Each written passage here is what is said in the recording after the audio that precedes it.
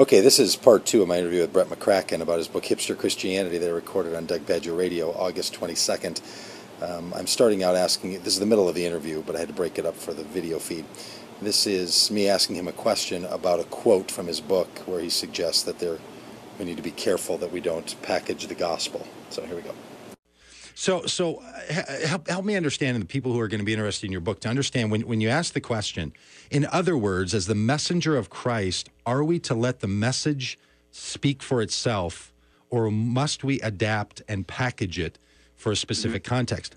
What situation would it be where the gospel would speak for itself rather than being packaged in some kind of language, time that you meet, aesthetic, and set of tools?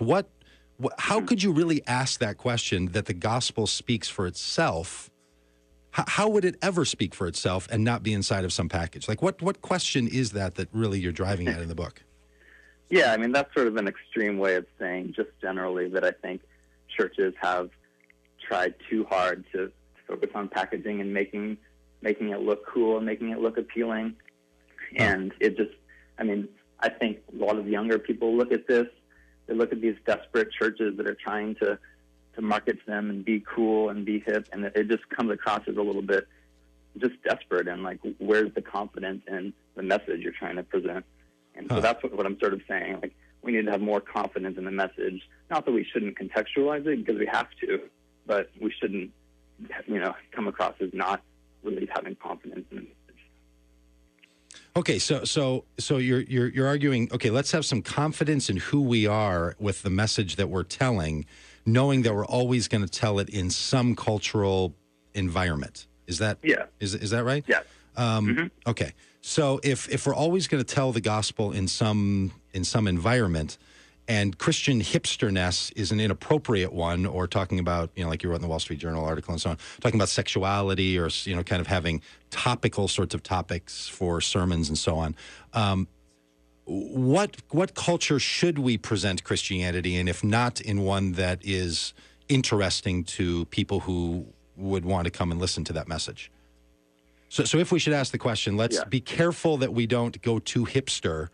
Yeah. And the default is not just to Christian, but there has to be to another one. Is it 1950s culture, white culture? Is it like what's the alternative? Like, in the book, and I've kind of read through it, but I kind of got lost here. So I'd love you to convince me on this one.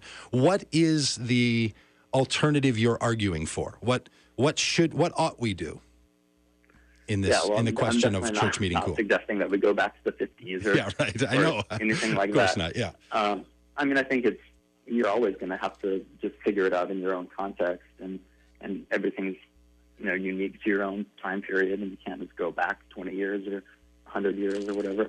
But I just think that we can become too beholden to the fast-paced changes, and it's just, when I look at cool and the nature of trendiness, it just goes so fast, and it's always changing.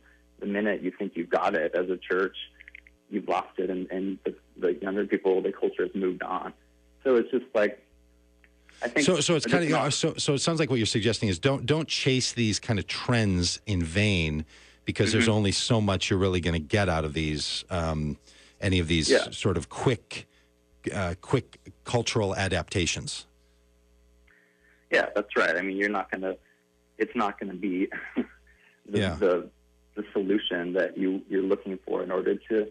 But what if so how do you help people to understand if they're functioning in one culture right now that they don't appreciate and doesn't work and they don't like, and the people around them don't want to come to a church that uses that cultural set of tools, and that one doesn't work? Now, certainly they shouldn't just flail around to try to find the next cool sort of thing to do, but what are they to do? And maybe we can talk about that, because we're going to come back here after a break, and we can talk about some of the suggestions you make in the book for what folks are looking for. And I also want to ask you about this quote.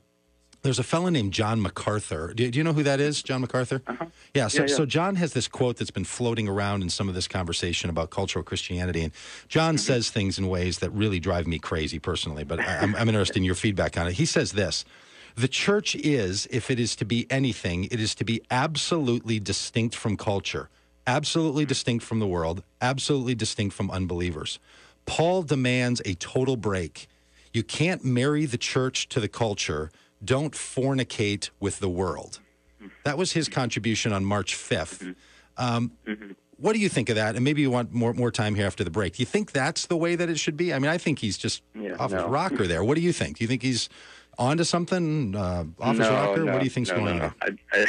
I mean, that quote just screams separatism to me. Yeah, right. Remove ourselves from the culture completely, and the culture is this evil thing that'll taint us, and et cetera. And that's the farthest thing from what I'm suggesting. So you're not suggesting that. And when we come back here after the break, you can talk to us about the argument in the book. What kind of a Christianity ought we be pursuing collectively and personally inside of churches? So we're going to be back here with Brett McCracken here after the break, and he will talk to us about more of his book, Hipster Christianity, on Doug Pagitt Radio on AM 950, The Voice of Minnesota.